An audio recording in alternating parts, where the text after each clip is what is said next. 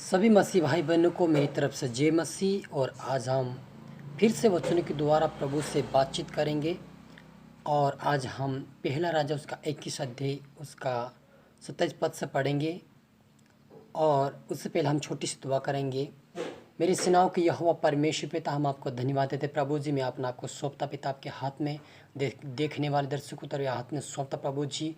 प्रभु पिता परमेश्वर वचन पर हमसे बातचीत कर मेरे खुदा, आप मेरे मुख से बोले मेरे पिता, और आप मेरे जीवन में होकर आप बोले और लोग से बातचीत कीजिए मेरे पिता परमेश्वर। जो भी ये वचन सुने उनको जीवन में आशीष आए मेरे पिता, उनका जीवन हृदय उनका जीवन बदले मेरे पिता, पूरी तीसरी आशीष को लेकर जाए मेरे पिता। वचन पर हमसे बातचीत कर आशीष और ब्लेस के मेरे खुदा। प्रार्थना सुना, धन्यवाद परंतु भाई यीशु के नाम से मांगते हैं, आमेन। तो मेरा जीजो, आज हम पहला राजा उसका 21 अध्याय उसका 27 पद से पढ़ेंगे।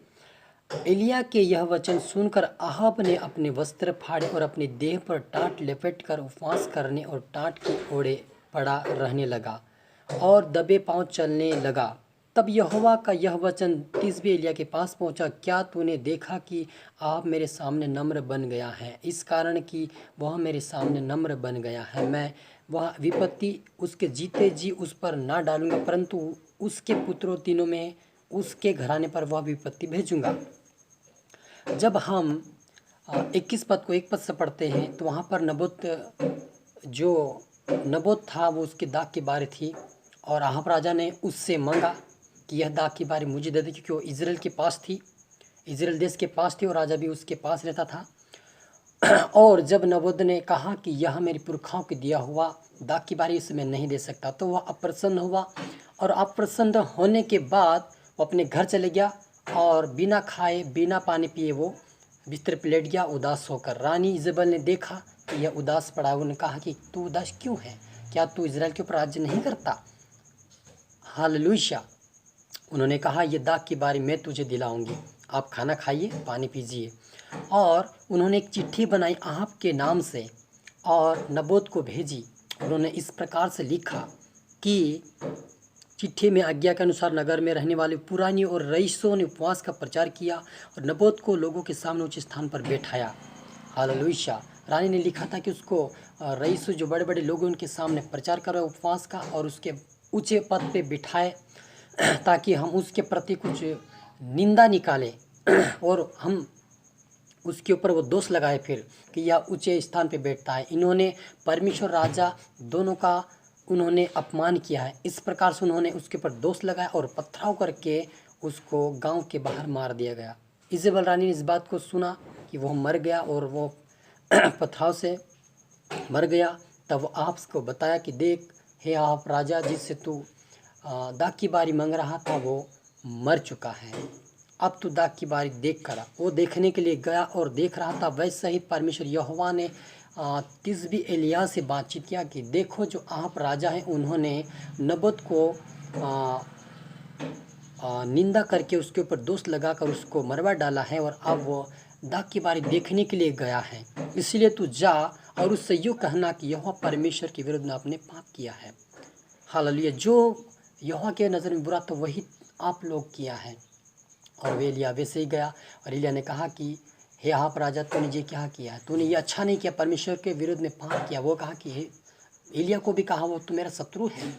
वो कहता एलिया को तो मेरा शत्रु है, तुझे किसने बताया? लेकिन वो कहा कि मुझे यहोवा ने बताया। और यहोवा ने कहा है कि मैं तुझ ऊपर विपत्ति डालूंगा और तू कभी जीना ना पाएगा, लेकिन तू मर ही जाएगा। और इस बात को सुनकर अहाब अपने वस्त्र फाड़े, टाट ओढ़कर उपवास करके वह प्रार्थना करने लगा, पश्चाताप करने लगा। और पश्चाताप करने के बाद यहोवा ने फिर से एलिया से कहा कि देख जो अहाब राजा है, क्या वो नम्र नहीं हुआ? क्या तुझे नहीं मालूम?